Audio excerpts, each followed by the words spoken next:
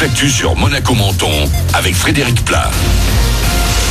Bonjour, un peu de douceur ce matin avant de retrouver de la chaleur cet après-midi. Le mercure approche tout doucement les 20 degrés actuellement sur le littoral, mais les maxis pourront grimper jusqu'à 25 sous le soleil.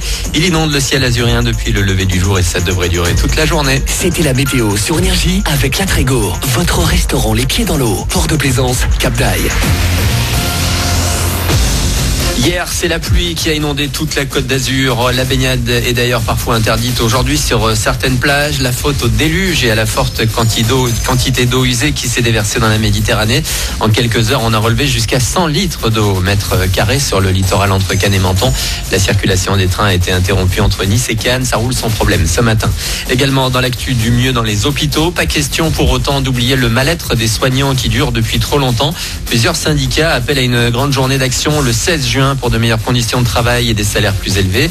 Après avoir vécu l'horreur pendant de nombreuses semaines, les infirmiers, les médecins peuvent souffler un peu. Le nombre de cas graves continue de baisser dans les Alpes-Maritimes, à Monaco et partout en France. Toujours dans l'actu lié à la Covid-19, comment ne pas saluer ce geste de Keita Baldé? Le footballeur de l'AS Monaco vient de louer un immeuble où il est né en Espagne et en Catalogne. Il va héberger des travailleurs saisonniers qui se sont retrouvés à la rue à cause de la crise sanitaire.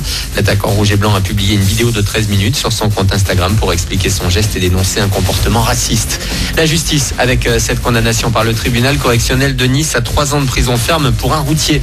Fin mai, il s'est fait contrôler par la douane au péage de la Turbie sur la 8 alors qu'il transportait 82 kilos de cannabis de l'Espagne vers l'Italie dans la remorque de son camion. Il devra également payer une amende équivalente à la valeur de la marchandise, environ 145 000 €.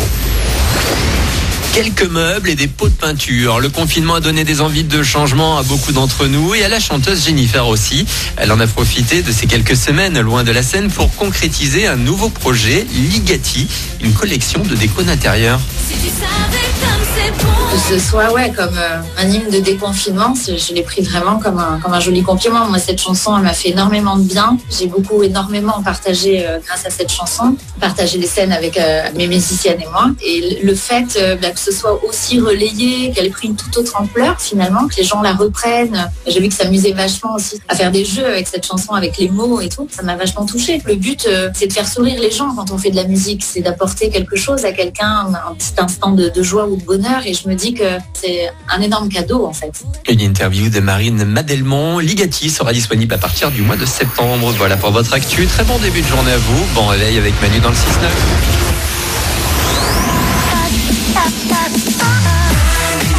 On est là!